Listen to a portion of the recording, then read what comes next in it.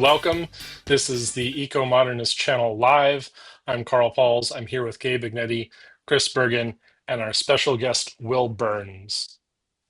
Wil Burns is the co-director of the Institute for Responsible Carbon Dioxide Removal at American University in Washington, D.C.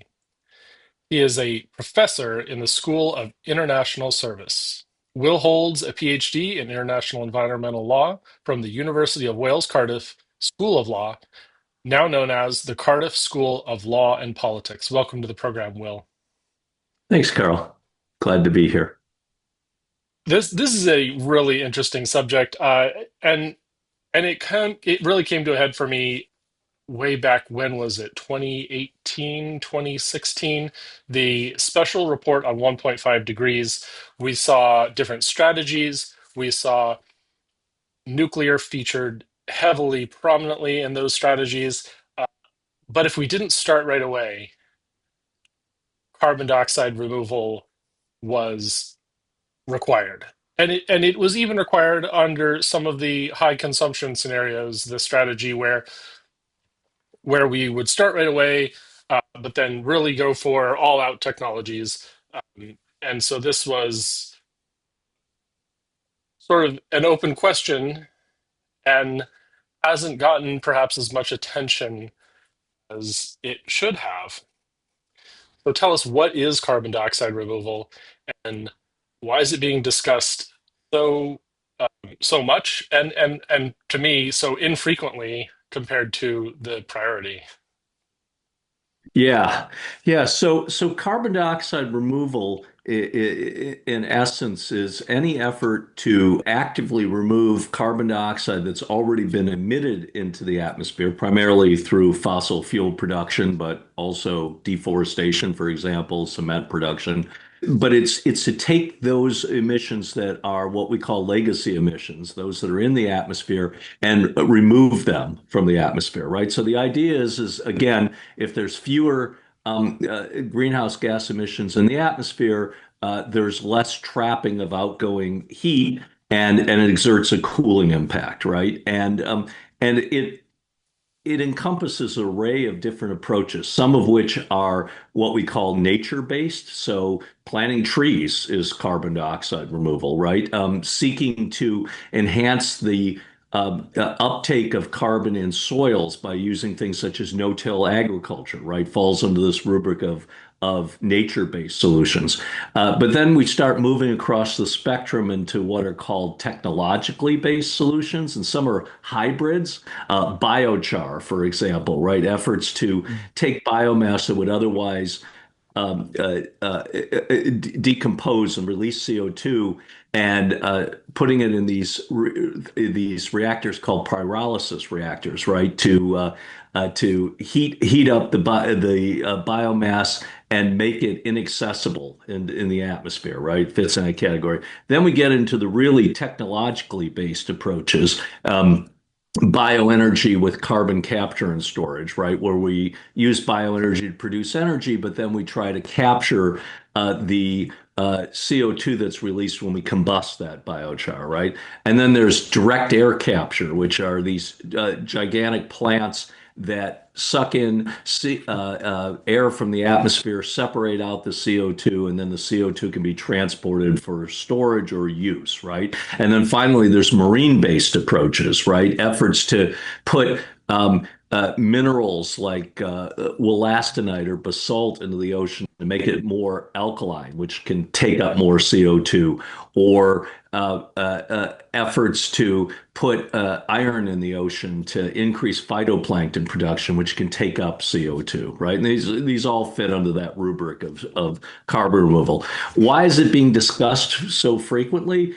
Because we didn't get our act together, right? Our generation, or well, you're younger than I am, but my generation, your generation, our parents' generation, continued even after we knew about the impacts of climate change to spew CO2 in the atmosphere. We're still doing it, right? CO2 concentrations are increasing every year. Emissions are still increasing. And what that means now is we've reached a point under most scenarios that if we're going to meet the objectives of the Paris Agreement, we're going to need not only to really far more aggressively decarbonize than we have now, right? Really get our crap together, but we're going to need carbon removal. And as you suggested in your introduction, the amount of carbon removal that we're going to need is really premised on how aggressive we are in decarbonizing, right? But if we're on current trajectories, what the Intergovernmental Panel on Climate Change, the primary scientific body, right, on climate change, and others have said is that by the middle of the century, we're going to need somewhere between 5 to 10 billion tons of CO2 to be removed from the atmosphere. And by the end of the century, maybe somewhere between 15 to 20 billion tons annually, or maybe as much as 1,000 billion tons by the end of the century, right? And so that's why it's being discussed in the scientific community. Why it's not being discussed more generally is a bit of a mystery to me, right? Because again, it is something that that's scientific community seems to agree is probably going to be necessary. You have a large number of companies that now exist, albeit mostly small, that are looking at this. You have a substantial amount of government funding, less now under the Trump administration than we did under the Biden administration, but still a fair amount of commitment, right, in this country and in Europe and in Asia. So I don't know why it hasn't infiltrated more, but it's important that there is this public discussion of it because, as I think we'll probably work through during this time, there are benefits, there's challenges to doing this, right? And if we're going to do this on a large scale, citizens need to weigh in on this and help design what this vision looks like, in my opinion. Yeah. I've been really connected to the policy side on this for a while. I mean, ever since Washington State defeated our first attempt at a tax on carbon emissions, we Yeah. we were looking at a just a straight up swap uh, for sales tax, which seemed pretty pretty impressive and progressive at the time, but unfortunately defeated. And now we have a statute where the Climate Commitment Act, where we have fees on mostly fossil fuels, coal, and eventually in 2035 that'll be added to natural gas, and that's allocated for various environmental programs, which aren't necessarily measured for their carbon impact, but it's I trust it's doing some good somewhere. Yeah. And the real question when it came to having that first carbon tax defeated was, well, doesn't a financialization of carbon dioxide removal or a penalty on these things lead to conflicts of interest and financial mechanisms where additional harm could be done and not enough harm prevention is done? So with that in mind, you can tell us exactly what is responsible carbon removal and what's your institute's mission? Yeah, yeah. So, as you suggest, as is true with most of these things, right? This can be done well, or it can be captured by special interests and done badly.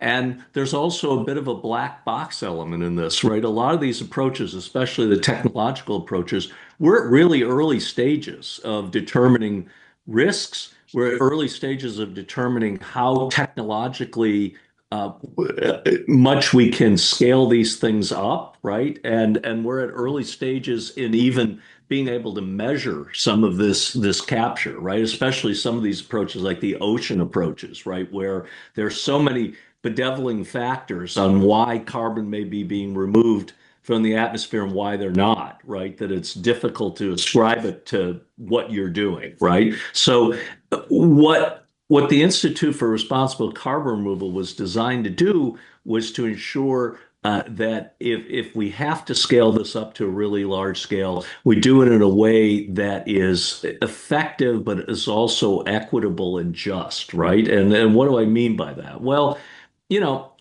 there are environmental justice implications for large scale carbon removal. If you can argue that instead of reducing fossil fuel emissions, you can use carbon removal because the atmosphere doesn't care how the carbon is removed, right? The problem is that the co-pollutants associated with fossil fuel production, right, will still exist, and they'll have disproportionate impacts, especially in vulnerable communities, right? So we don't want carbon removal to be a substitute for fossil fuel emissions reductions where it can be done, right? And that's the factor. There's certain sectors, we call them hard to abate sectors like steel, cement, aviation, where it's going to be difficult because of expense or technology to eliminate all carbon dioxide removal emissions. It just is, right? And so in those kind of sectors, it'll make sense for us to be looking at carbon removal, right? But there's a lot of sectors where it's going to be fairly easy or certainly technologically and economically feasible to decarbonize, right? And in those sectors, that should be job one to avoid these environmental justice implications. And also because, as I said, in a lot of these cases, we're not sure that carbon removal is ever going to scale to the levels that people are projecting. So what happens if it doesn't in 2050 or 2100? It's going to make decarbonizing that much more expensive, right? Because we won't have pursued what we should have, and things get worse, right? So we want to use it only where it's absolutely necessary, and that's part of how we define responsible, right? We also want to make sure that communities want these projects, right? Anytime, for example, you're going to intervene in a marine environment, right, where there's fishing interest, there's tourism interest, right? We want to make sure that this is done not only in a way that minimizes potential impacts, but communities have bought into this, right? And that means actively engaging them in the process, co-designing these projects, ensuring that there's community benefits, and in our opinion, giving them a right to veto those projects if they simply don't want them, right? So that all fits into it. And then finally, effective governance, right? Especially at the international level. Some of these approaches, the marine approaches, for example, could be done in the global commons, right? And we want the world community to establish institutions that govern these things in a way that protects the interests of everyone. Great. There's lots of questions popping up, so Chris, go ahead. Yeah. Yeah, like you said, lots of questions. I, first, I kind of want to get a large overview, which ties in a little bit with what you just said. Is it better to have natural carbon removal or to take out parts of nature and put machines in to remove the carbon? That's something that's always bothered me when people start talking about carbon removal. Yeah, it's a really tough question, and the answer is both, and I'll tell you why. So, nature-based carbon removal, right? Tree planting, soils, everything.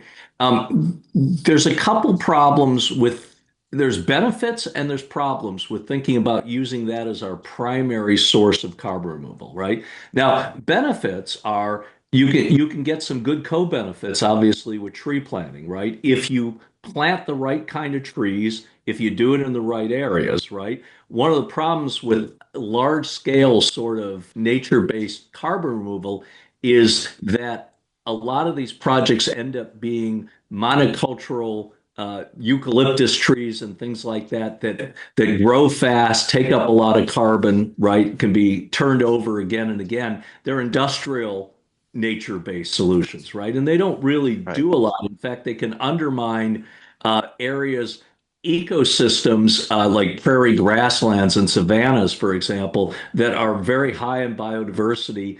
And in my opinion, they can make things worse, right? So if you're going to do tree planting, you should be using the kind of trees that were traditionally found in that area, right? And you should be ensuring that you're protecting ecosystems, right? But it isn't Yeah. always the model that we use.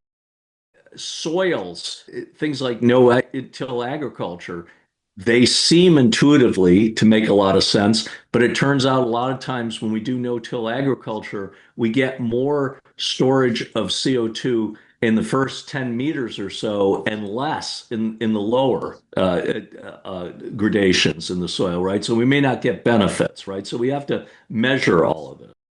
The other reason that nature-based solutions don't necessarily get us there in the long term is a problem called like for like, right? So let's say you let a company like Microsoft claim that despite the fact that their emissions are growing really rapidly now because of this commitment to all of these data centers, we let them claim that they're offsetting all of those emissions by buying tree planting projects, right? Buying the credits from tree planting projects.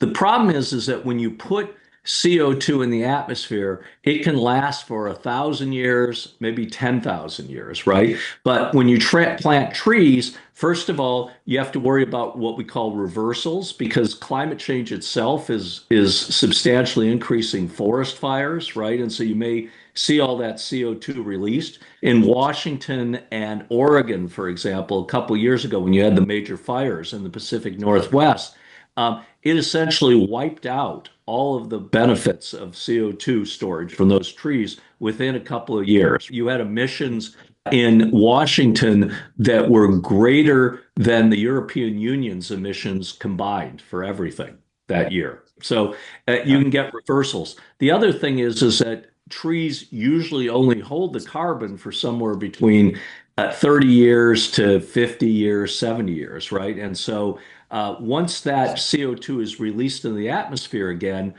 it's essentially like emissions again, right? So they're not those emissions reductions are not like for like. You need what's called durable carbon removal that can remove the CO2 and keep it out of the atmosphere for 1,000 years or more. And Right. those usually tend to be things like direct air capture, bioenergy, and carbon capture, and so forth, right? But beyond the ecosystem benefits that you can get from things like tree planting, the benefit is that you can think of tree planting as helping us to offset what we call short-lived climate forcers like methane and nitrous oxide emissions, right? That don't stay in the atmosphere for thousands of years, right? And so tree planting soils can help us offset those. And that's really important because methane, for example, is the second largest source of warming after carbon dioxide. And most of its impacts are in the first 30 years or so. So tree planting can Yes. help offset that. The other thing you do with tree planting is multiple contracts. You can say, if you're Microsoft, I'm doing this for 30 years, then I'm going to enter into another contract, right, that guarantees another 30 years, right, and keep that perpetuated. The problem with that is that, how long are some of these corporations going to be around? Can we rely on those kind of benefits, right? But we can be creative that way, right? Or require them to buy 130-year contracts right now. We call that vertical stacking, right, of contracts, right? And then that can be the equivalent of 1,000 years, right? So there's accounting that you can use, right? But it makes it harder. But the answer is we need both. And given the fact that a lot of the industrial approaches, for example, are really not going to be online in any substantial scale for a long time, nature is what we have to rely on right now, right? And so we Right. should do that and try to do it again responsibly. Make sure we're concentrating on natural ecosystems and not overclaiming. Yeah, something I had learned well a few years ago, like I don't know, 9, 10 years ago. Wetlands can sequester almost 3 times as much as your normal forest. So people Yeah, talk about trees. I say, how about the wetlands? Forget the trees. We need, yeah. And again, but all of the co-benefits, right? yes, and on top of that, now besides the variety of wildlife in swamps and near swamps, but I think in the last week I heard the U.S. House passed a bill which will renege or eliminate EPA wetland protection along the Mississippi, which Yep. is going to the Senate, and that just really shocked me. Yeah, well, one of the problems that you have with things like wetlands, what we call ecosystem services in general, is that we don't quantify those ecosystem services very well, and we don't have markets for them, right? So people Yes. just look at a wetland and say, well, that's just a swamp, right? Who the hell cares, right? Let's pave it over. Even though a lot of these people that advocate for paving them over claim to be free market people, if the Hmm. market really valued what that ecosystem is providing humans, right, and you sent those kind of price signals, we'd think twice about doing that. But we don't really quantify the market benefits of a lot of these sort of natural systems, and that's to our disbenefit, but it All right. is the reality. All right. Thanks, Gabe. How about you? Yeah, good, good. You mentioned airlines, and Yeah. there is technology that the U.S. Air Force, actually, no, the U.S. Navy is using where they are taking CO2 from seawater and turning it into fuel for their jets.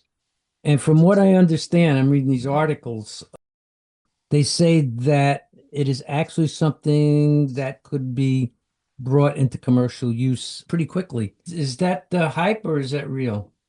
Yeah, I think it's a combination of the two, and I'll tell you why. It's certainly real. They've done some of these experiments, and they've shown that they can create what some people would label as sustainable aviation fuel or SAF. This is what the aviation industry talks a lot about. The reason that it's hype now, but may not be hype in the future, is it's really expensive, and so it's not likely to be adopted at a really large scale by aviation unless you mandated it. But it's definitely something that we should be looking at, right? Because again, this is that question of hard to abate sector. If job one is to try to decarbonize, because we have the environmental justice benefits of getting rid of fossil fuels, and it may be turn out to be more certain than scaling up a lot of this carbon removal. Then, when we say that a sector is hard to abate now, it may not be hard to abate in the future, right? And every effort should be made within reason to try to find approaches that allow decarbonization, right? Including something like this, but it's still too expensive, and it's better to use carbon removal than to not decarbonize at all. The bottom line is people like the aviation industry, other industries are powerful politically. And if things are too expensive, they will ensure that it doesn't happen. And so you want to give them options that might at least permit us to reduce emissions while at the same time not being perfect. So you want to work all the angles, and you want to ensure that those kind of programs remain. You don't want to get too political, but one of the things that's distressing is this administration in this country is reducing R&D. They're reducing R&D obviously for renewables, but they're also reducing R&D for carbon removal. It just strikes me as incredibly short-sighted, because if we don't start deploying carbon removal, we're not going to be reducing its costs. Because when we develop these projects, just as was true with solar and wind, right? Back when I had hair and we started these kind of approaches, right? They were incredibly expensive, right, per kilowatt hour, right? And now, in many cases, they're cheaper than even building new coal-fired power plants or running current coal-fired power plants. But that cost curve took a long time. It required us to start utilizing solar, learning how to reduce the costs, become more efficient, scaling it up so that the marginal cost declined. The same is going to be true with carbon removal. If we decide, let's not start looking at this until 2050 or beyond, it's going to be prohibitively expensive, which means it'll also be politically expensive, right? So it makes sense for us to be doing some of that now, while at the same time trying to keep the feet to the fire of people to decarbonize, including looking at things like alternatives for aviation fuel, like you suggest. Yeah. Um, why would it be more economically expensive in the future? Oh, well, I mean, it would be more economically expensive than it would be if we started right now learning by doing, by putting these projects in place, figuring out efficiencies, right? Because you just learn stuff when you put an industrial process into place. and it starts helping you to bring your costs down, right? The other thing is that when you scale up to a larger scale, it brings down your marginal costs, right? If you have a plant that has some fixed costs and you're producing more of something, your unit costs go down, right? And so economically, you can make it less expensive. And that's really important for some of these carbon removal approaches because we haven't talked about it, but a lot of these are really expensive right now. The machines we talked about, direct air capture, for example, that can cost you right now $700 to $1,000 per ton of capture. And that's not going to have much of a role in any place in the market. But if we scale it, there's a lot of projections we'll get down to $100 a ton, maybe a little less, right? And so then it's in the game. And so we don't want to wait and make future generations, in my opinion, right, have to spend that kind of money when this generation, which is responsible for massive amount of emissions, has the economic resources and the technological capability to help us start working down that cost curve. Hmm. That's interesting Yes. that the cost you put the cost at way over $100. That's actually fairly similar to some of these carbon tax penalties that Yeah. we were told were going to be very, very effective. And so anytime like I see an emissions price, which is as little as $10, as little as 25 or 50, that is not even close to economical for carbon dioxide removal. Yeah. I mean, very few of those approaches would fit under that rubric. Maybe Mhm. some tree planting, maybe some soil approaches, right? But most of the technological approaches are way above that, right? And Yeah. that's why right now most of the carbon removal that's being purchased, and one thing that should be emphasized is it's a small market, right? It's been estimated when we talk about that 5 to 10 billion tons we need removed by 2050, just to start there, right? We're at 0.0034% of those purchases right now, right, to get there, right? Yeah. And one of the reasons is cost. Some's technological availability, but some is cost. And so who's buying carbon removal right now? 75 to 80% of it is being purchased by Microsoft of the industrial approaches, right?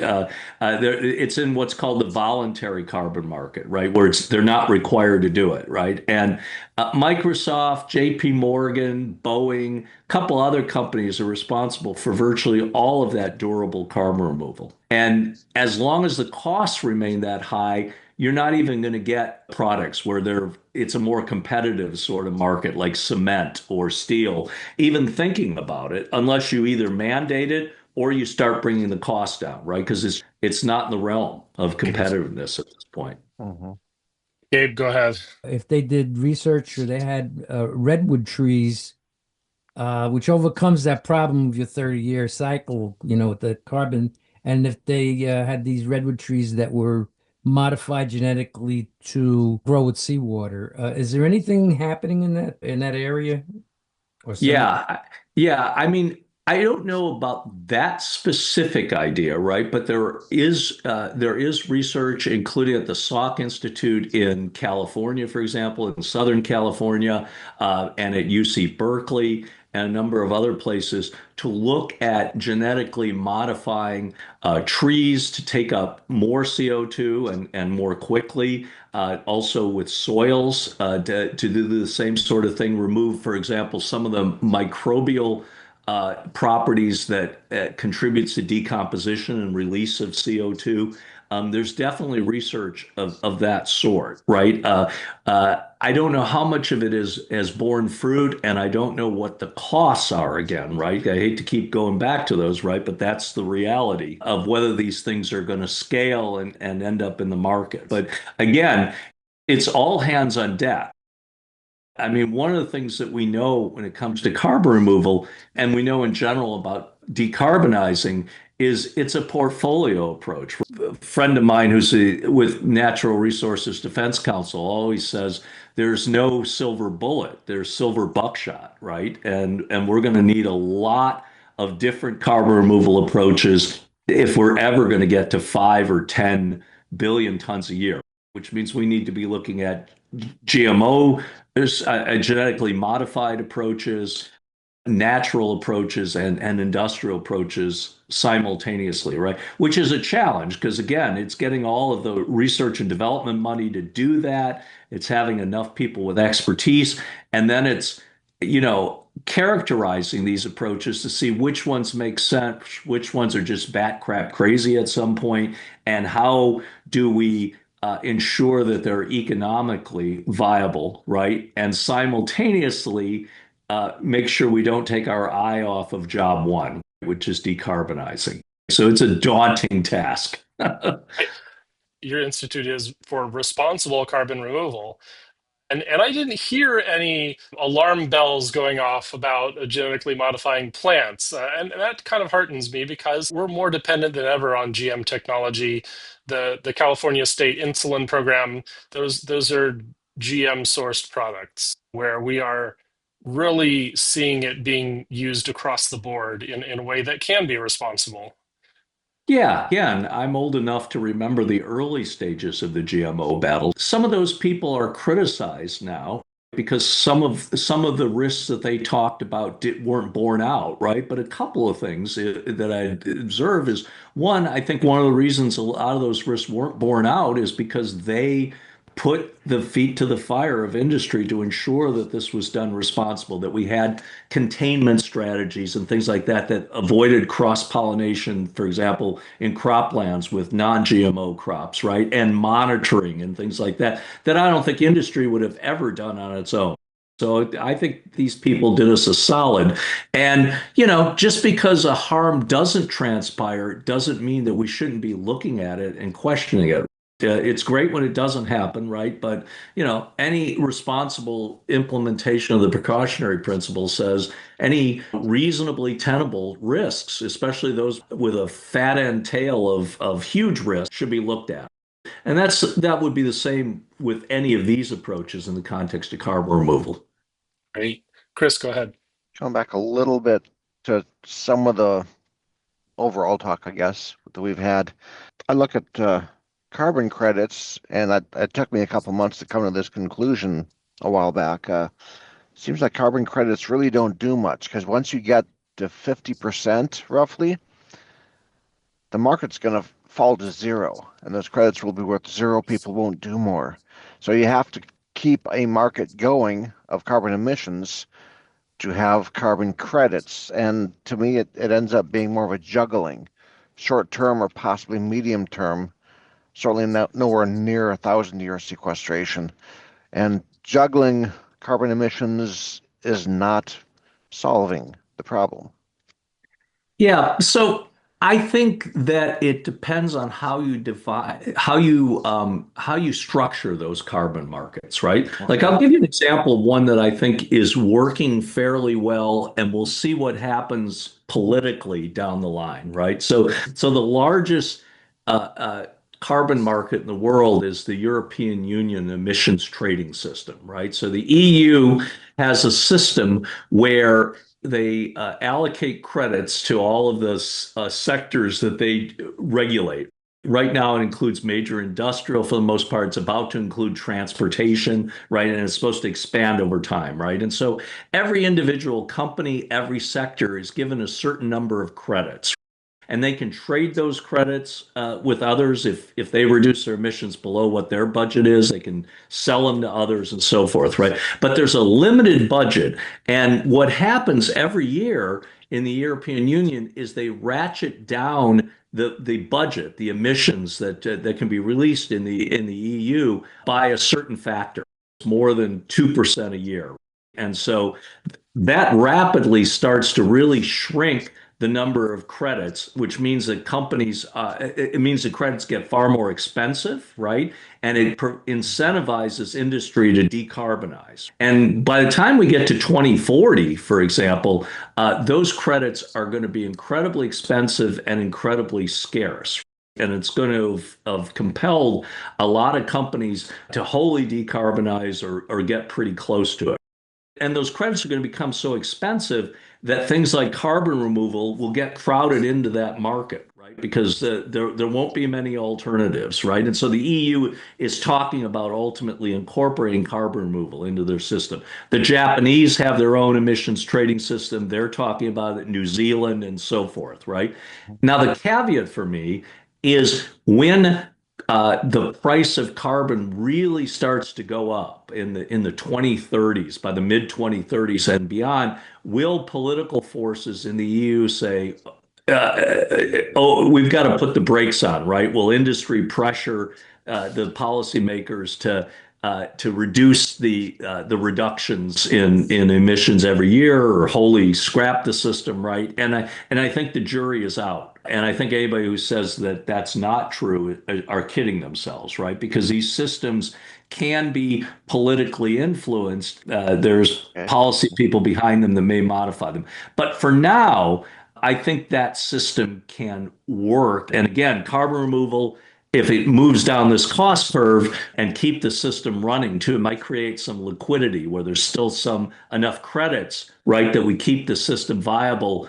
Whereas if the credits go up to $1,000 a ton, the politicians for sure will scrap it, right? So it can happen, but it's a difficult juggling act. That much I'll say. But I have some faith that market may work. We'll see. So we've mentioned several ways in which carbon removal does not ultimately directly lead to eliminating fossil fuels. And of course, this means that environmentalists will label carbon removal as sophisticated greenwashing. It enables fossil fuel production. What's the response to that for the Responsible Institute of Carbon Dioxide Removal?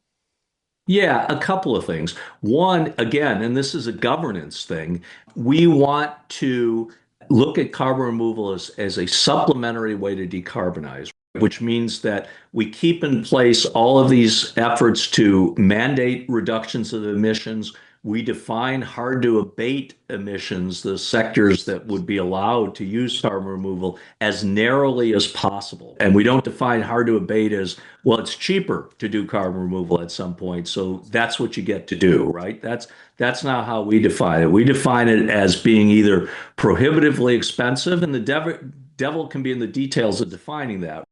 If that's not true, then your responsibility legally as a sector should be to decarbonize.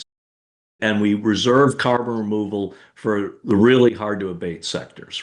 That's one thing that we do. We also say that if you're going to make long range claims as a country about how you're going to meet your commitments under Paris, the nationally determined contributions, and you're including carbon removal in it, you have to plausibly establish that you're going to be able to develop that carbon removal within the timeframes that you're talking about, right? That it's not just pie in the sky. If you say you're going to do, 100 tons of direct air capture, what are you putting in place from a standpoint of investment and infrastructure that makes you credibly advance that claim? Because if you're not, it's bullshit. So those are some of the things that are necessary. The other thing about greenwashing, as the good news in some ways is that in the short term, because most of these carbon removal approaches are so expensive, they're not going to be used as approaches by a lot of folks to substitute for decarbonization. They're too expensive. So I don't think we're going to slow down decarbonization that's happening right now by injecting carbon removal into the system. We might reach a point of that where it becomes cheap enough where we really have to question that. But right now, again, if the only people that are buying it are companies like Microsoft that are trying to burnish their image in the face of doing some irresponsible things, then we're not at that stage where we have to worry about that. We need to remain vigilant because there's always efforts at what we call rent seeking in the economic realm and game playing. Yeah. That reminds me of the clean coal ads that used to be on CNN. Yeah. Yeah. Well, that's a perfect example. ExxonMobil was the one that gave us most of those clean coal commercials. When the Biden administration finally called their bluff and they said, okay, well, let's regulate coal-fired power plant emissions, by mandating carbon capture and storage. It's more of an emissions reduction approach than a carbon removal approach, right? But when the Biden administration said, okay, you've been telling us about clean coal, that's what we're going to mandate for these plants. They immediately sued the administration and said, oh no, way too expensive, technology not available. At one point, Exxon was actually spending more for the advertising than the R&D for carbon capture and storage, right? So we've always got to trust but verify when it comes to these people. That's just the bottom line. So things like that, things like CCS being prohibitively expensive, producing syn fuels from seawater. Some of these are technologically challenging. Some of them require massive inputs. What are the best options and what are the real challenges to scale those up? Yeah. There's challenges in all of these, right? Let's just work a little through them. So we start with trees, right? And a lot of times when I do lectures at universities, especially, people will raise their hand and say, "Well, let's not think about direct air capture or bioenergy with carbon capture because we've got tree planting, and they should do it." But if you were going to capture a quarter of the CO2 from the atmosphere of trees, you'd need about 900 million hectares of land area, which is the size of Africa. And you'd have all kinds of negative environmental justice implications of it. We'd be expelling a lot of people, probably killing a lot of people from land to get that land to do this. You'd be messing up ecosystems like prairie grasslands and savannas. It's not possible, right? So there's sustainability limits. It doesn't mean trees don't have a role, but it's not the silver bullet. But if you look at something like direct air capture, right now, that approach requires huge amounts of energy because you need a lot of heat, for example, to separate out the CO2 from the filters that capture it. And that's called the regeneration process. It's been estimated that if we did that at scale right now, we might need as much as 25% of all of our energy to do that process. And we're not going to do it with fossil fuels, obviously, because that would defeat the purpose. So we're going to use renewables. The question is, assuming that our scale of renewables is limited, does it make sense to burn fossil fuels, capture from the atmosphere, or try to take that renewable energy to electrify the grid more quickly, right? And the answer is obviously the latter. What the direct air capture industry will say is, look, if you drive this system, it drives huge amounts of additional capital in the system that can grow the renewable pot, right? And maybe some of it gets used for direct air capture, but it allows other renewable to be fed into the grid, right? And so everybody wins. Whether that's true or not is part of the question, but it's a challenge for direct air capture. Bioenergy with carbon capture, right? Where we grow things like trees and then burn those bioenergy for fuel or for heat, and then we capture the CO2 at the point of combustion. We might have to grow huge amounts of dedicated energy crops, right, to be able to do that at a really large scale, right? We're not going to be able to do it just with trees or crop residues or tree residues. But once you start growing dedicated energy crops, maybe you're diverting that land from growing food. And that can raise food prices, and it requires a lot of water. So that can only be done at a certain scale. And so that's why, again, we have to be looking at a million different approaches and acknowledging that each one of those approaches are going to have sustainability considerations, which means it's going to limit the scale that they can be done at, right? And then cobbling them all together, governing it, it's a lot. Doesn't mean we shouldn't be looking at it, but it's a lot. Yeah. How about seaweed? Seaweed is complicated. There was a company that was looking at this called Running Tide. And what they wanted to do was they wanted to create these buoys all over the world, spray them with seaweed, create massive additional seaweed, and then when they got the buoys got heavy because of the growth of the seaweed, they'd sink to the bottom of the ocean, and we'd store that seaweed in sediment, maybe for 1,000 years or more, right? That was the approach. the problem with it, beyond the fact that it was expensive, was that we started to find out things about large scale seaweed production. One is that seaweed production can crowd out phytoplankton production, right? So that can be a problem. Second of all, if you're dropping huge amounts of biomass into benthic environments, deep sea environments, it may have negative impacts on the species that live in those areas. And we don't know a lot about those species at this point, right? And then a lot of people said, if you're growing all that seaweed that could be used for food or alternative energy production, why are you sinking it? But the minute you bring it on shore and start using it for food production or energy production, you're releasing that CO2 again almost immediately.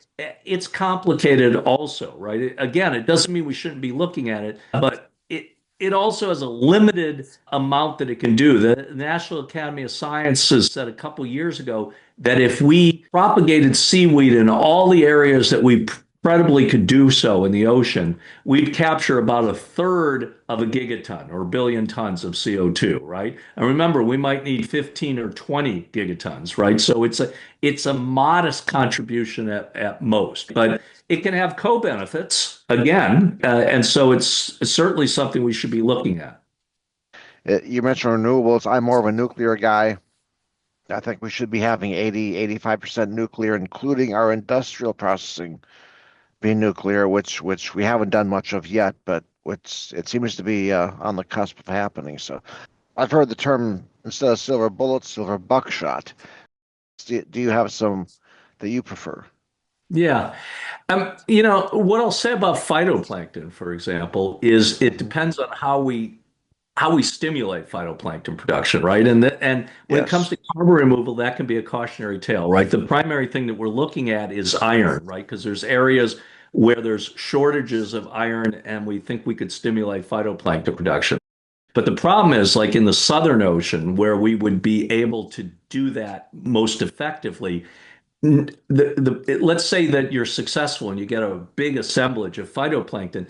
Not only do they take up iron, but they take up macronutrients, right? Like phosphorus and nitrogen.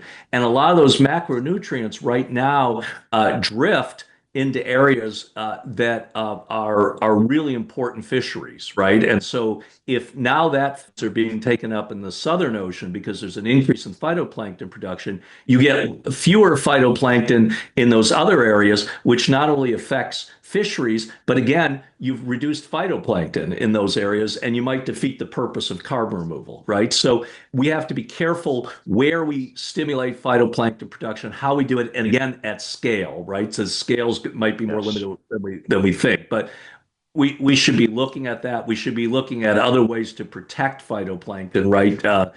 From things like climate change in any way we can, right? To preserve that. For me, none of these are a silver bullet. When you ask about what we look at, but there's others we haven't talked about that I think should be looked at in earnest because it could have co-benefits. One's called enhanced rock weathering. So there's Yeah. certain kinds of rocks that are high in magnesium and silicates like basalt and wollastonite that naturally take up CO2 right now. There's proposals to grind more of that rock up, increase the surface area, and accelerate that process. One of the reasons that could be beneficial is that those kinds of mineral-rich rocks and powders, if applied on agricultural crops, are a good source of fertilizer. A lot of areas where crops are mineral poor now because of overcropping over the years, it might help, and it might help create a market for these things. But I think we should be looking at that one in earnest, in addition to some of the other ones that we talked about. Thank you so much. And please let us know what's next for the Institute for Responsible Carbon Dioxide Removal and your personal projects, if you like. Yeah. So one of the things that we're looking at now, remember I said these voluntary carbon markets are never going to scale to the levels that we need to, right? There's just not enough Microsofts out there, and even Microsofts are going to saturate at some point in how much carbon removal they buy. We're going to need compliance markets, mandatory purchases. And so we're looking at something called a carbon take-back obligation, which means that for every ton of CO2 a major emitter puts in the atmosphere, they're responsible for either removing a ton themselves by building facilities or purchasing it from others. And we think right now that's a pie in the sky sort of political thing, right? Oh my God, in the current environment in the United States, can you imagine that mandate? But it's starting to try to socialize people to that and talk about it as something that we roll out over decades, right? Probably be long after some of us are still on Earth.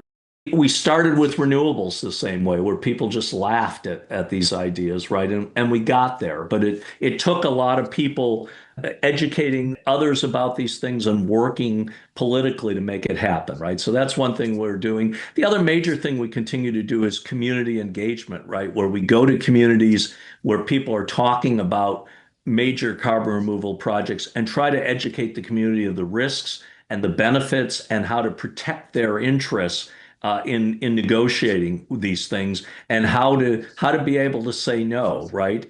We can't have everybody in the world say no to every project, right? Because that not in the backyard phenomena would mean we wouldn't even have solar or wind in a lot of cases, right? But it's got to be a balancing, and we want people to know what their rights are and what questions they should be asking. Well, thank you very much.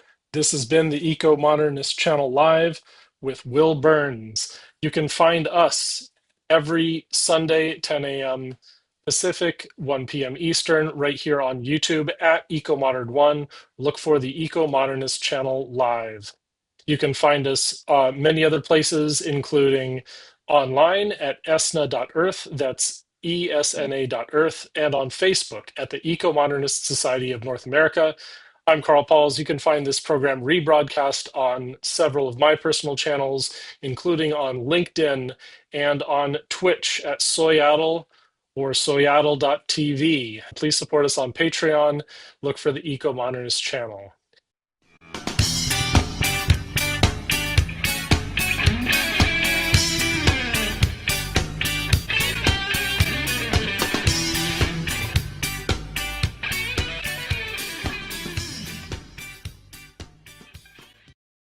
Please subscribe to us on YouTube, Ecomodernist Channel.